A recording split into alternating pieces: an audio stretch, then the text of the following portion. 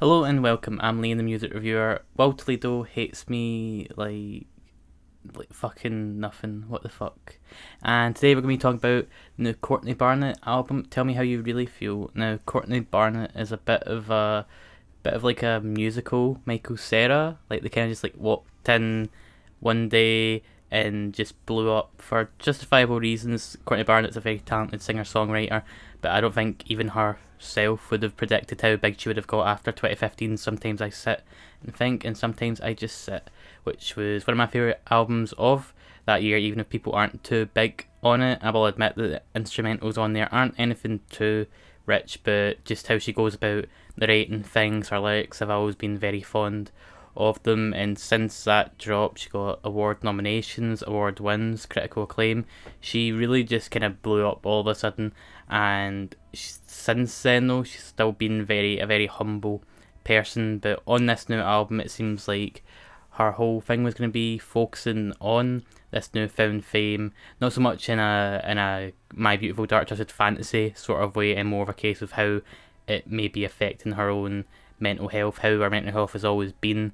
A more telling sophomore album, in my eyes, I think is just went above and beyond everything that she's done up to this point. Barnett is very much focusing on her self-apathy and her anxiety. In an interview with The Line of Best Fit, Barnett said, "It came from a place of personal study and turned into a bigger reflection on the rest of the people and places around me. Anxiety obviously keeps creeping on for a reason, so it was obvious to acknowledge and study and try to understand."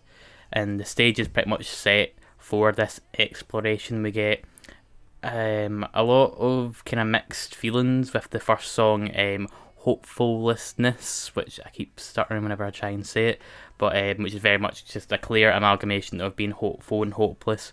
And this song, the lyrics might not be so much positive, but very much not as negative or as dreary as the instrumentals are. They start it, and just there's this kind of like an eerie mix of just guitars, drums, and even kettle whistling at points. It doesn't start things off in a bombastic way. It still keeps them very much humble, very much modest, but it definitely creates a clear atmosphere. Barnett definitely hasn't lost her way with her lyrics.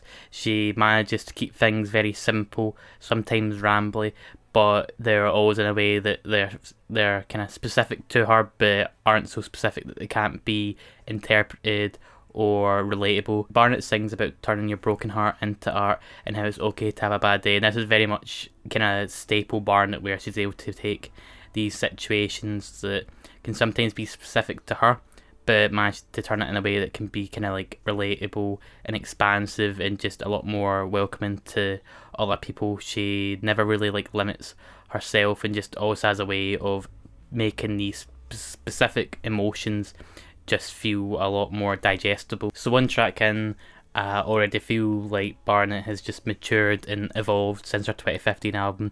She did have an album in 2017 with Kurt Vile, which is great as well, but now that we're actually getting to see her back again on her own 2 feet, she's very much just trying to push herself a lot, and I think on the following track, City Looks Pretty, she still does follow that mantra. Like I said, with her debut, it always felt the lyrics were the meat and potatoes of her work. The instrumentals were never really mind-blowing.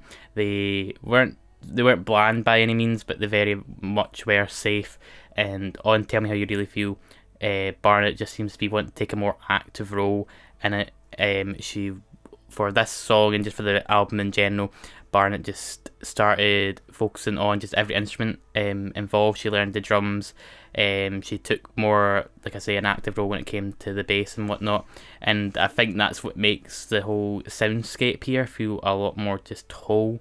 It doesn't feel like it's too shallow or 2D. It just feels more fleshed out, and it definitely does make this album feel just a lot more mature. I think the whole route that Courtney was trying to take here was for it to be a lot more dark and melancholic, but it doesn't feel too artificial. It feels totally natural, and I think the fact that she was involved and was like tracking each individual instrument, it definitely shows and definitely makes everything just better. City Looks Pretty definitely shares a fair bit of DNA with something off our debut album, But the keywords for this review are going to be evolved and matured, and I definitely think that this sound has evolved a fair bit.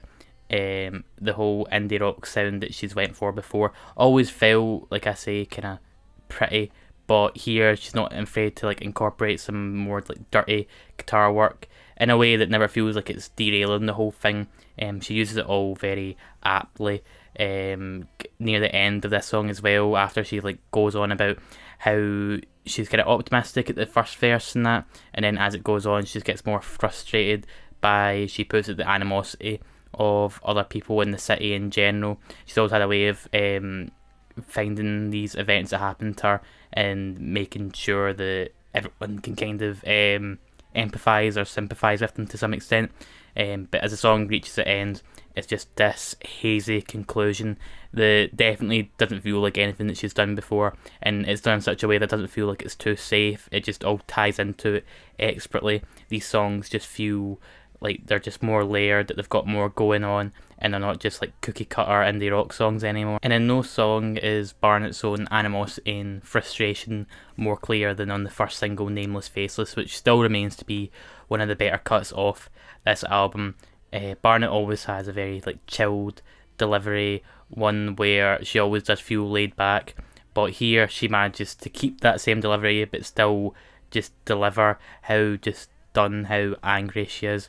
Just takes aim at just misogyny in general, internet trolls, where she like just really embraces this confidence that she doesn't regularly go about doing, but when she does it here, she still keeps like intact with what makes her such a treat for everyone. Talking about alphabet soup in a way that it doesn't feel like senseless anger, it feels like she's still being very true to herself. I did a whole track review on this, so I'll link it above, but just to know that if you're getting pissed off by this song, then you're probably the same type of people that Courtney's aiming to piss off. But as I say, still one of the better tracks on here, and an album that I feel is just full of great tracks. I mentioned Barnett's delivery, and while it could easily be construed as being boring by some people, and maybe even the soundscapes she explores could be interpreted by some people as that, which I don't see at all, but there will be people that think that.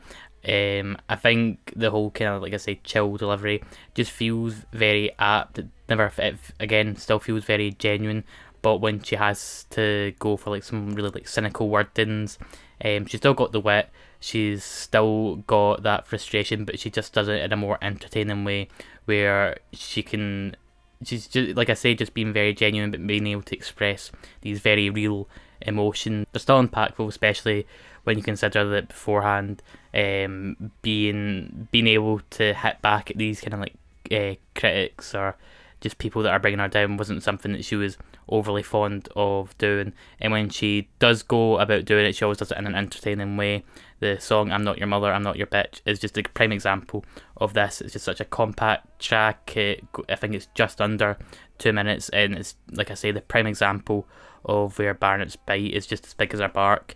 She just vents this frustration, and just her voice sounds like she's smoked like 5 packets of cigarettes every day for the past month. Like I say, it doesn't feel like she's going over the top while doing it, and it definitely does all fit in just perfectly. This frustration is explored again in a different way when it comes to the song "Self-Crippling Doubt," where we see Barnett in this kind of situation, which sounds like an interview where she's like surrounded by press, and when she tells them that I don't know anything, I don't owe you anything. And considering the press circuit she's probably been on for the past like 3 years, with how she's made to feel intimidated, or just not that smart, just made to feel dumb. Again, she does it in a way, she words it all very well. It's just such a relief to know that she still hasn't lost this lyrical wit. There doesn't seem to be really any filler here. There's only one song that I'm just not too fond of, and that's "Help Yourself." And for me, it feels like a wobbly leg on a table. Not so wobbly enough that the whole table feels like it's going to collapse at any point, but enough that you notice it. It's a bit of a nuisance, and the only really reason that I feel like it's a nuisance is because the instrumentals don't feel, like I say, most of this album feels more mature and feels more fleshed out. This feels a bit more basic, and not in like an acoustic way of where it's meant to be intentionally more skeletal. It feels like it just needed a bit more development going on. Lyrically, again, it's nothing bad at all, and I wouldn't even go as far as saying it's a bad song, but compared to what it's surrounded by all these more fleshed out songs, it definitely does stick out like a sore thumb. Besides that though, I'm feeling awfully positive about this record in general. I was excited when the first single came out, and just everything that came after it was just great, and to hear all of it come together on this album, where we just get a very compelling, telling album where Barnett pushes herself. She doesn't get too complacent. She could have easily just hit out with more kind of like a rehash of her first album, but even if you don't like this album, there's no way you can say that she hasn't tried to just take her time to refine some things and definitely just push herself. So no matter what your thoughts are, I do think everyone can admit that this is a more mature, evolved album from somebody that is just very entertaining to listen to, that knows how to keep your attention, and for that I'm feeling a strong 8 on this album. I've been away for a week, but it feels like the good music still is coming, and for the rest of the week I should be reviewing the new Vale Smith album whenever it comes out on Spotify. I don't know if it will, because Spotify seem to be a bit useless. And then there should be a new episode of the podcast with a very special guest. That'll be entertaining. But yeah, until then, glad to be back. Stay safe, stay hydrated, and I'll see you guys very soon.